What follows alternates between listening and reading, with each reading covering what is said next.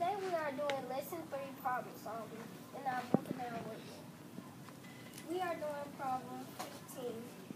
Ginger went to the grocery store with $10 to spend. Her favorite soda costs 75 cents a can.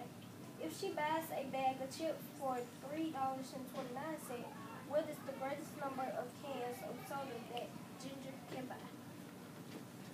So first we will write $10 because that's how much money she took to the store.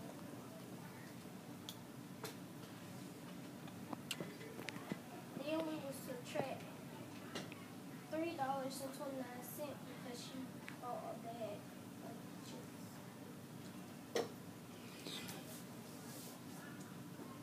And that will give us $6.71.